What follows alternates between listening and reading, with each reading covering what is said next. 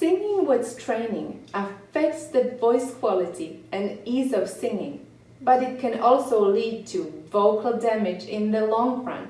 Naturally, singers want to know how to sing without straining, and there may be many reasons why singers strain. But in this video, I'm going to talk about one specific aspect of singing that can lead to straining when singing. I'll talk about inhalation, and more specifically about audible inhalation. So stay tuned.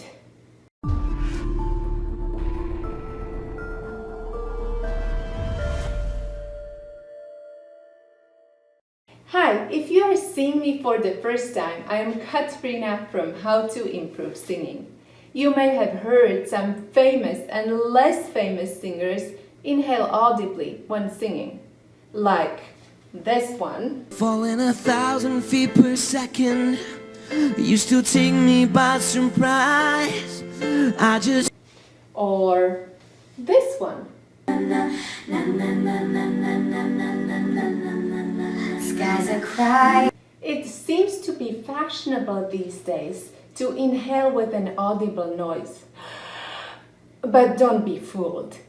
Audible inhalations can be used sparingly as a way of expressing emotions, but usually audible inhalations are unintentional and they are signs of inefficient breathing. Let me explain why inhaling audibly is not a good practice. Audible inhalations are unpleasant and distracting, to say the least. But here's the thing.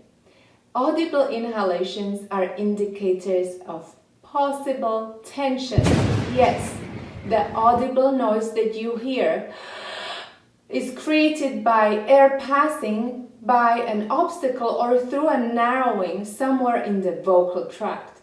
It can be the position of the tongue, tight or closed throat, narrow nasal passages, not fully open vocal cords, anything that stands in the way of air entering the lungs. Audible inhalation is usually a sign of a shallow breathing, during which the diaphragm doesn't descend fully and only the upper parts of your lungs are filled up.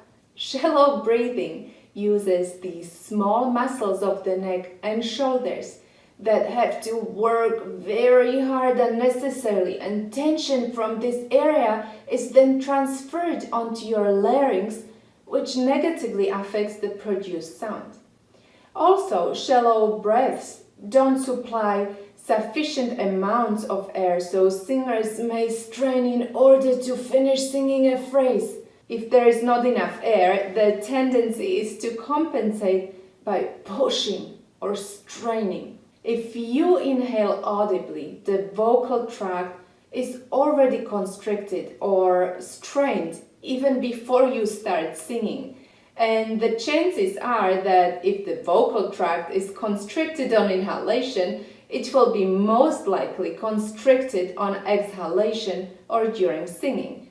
If you watch singers who inhale audibly, you may even notice visible signs of tension. For example, tension on the neck, moving the head or chin during inhalation, lifting and collapsing of the chest, lifting of the shoulders, and other signs. These are all unnecessary movements that create tension. If you observe these singers, it really looks like they are sucking air in, which requires a lot of effort. On the other hand, inhaling silently is an efficient way of breathing, and it supports a low and deep breath, which allows not only the diaphragm but the whole breathing mechanism to function most efficiently. Good inhale takes advantage of the natural need of your body for air, so you don't need to work hard. You just need to open your vocal tract and allow the air to enter the lungs. So what can you do? First step is to recognize whether you inhale audibly or not. Many singers are not aware of this bad habit. I challenge you to make a recording of your singing or breathing and then watch the recording and listen for audible inhalations. If you don't observe or hear anything, you're good to go. If you notice audible inhalations in your own singing, you can start changing the way you inhale. Becoming aware of audible inhalations usually improves breathing and singing drastically. This video is a part of a free training I call "So You Think You Can Breathe When Singing?"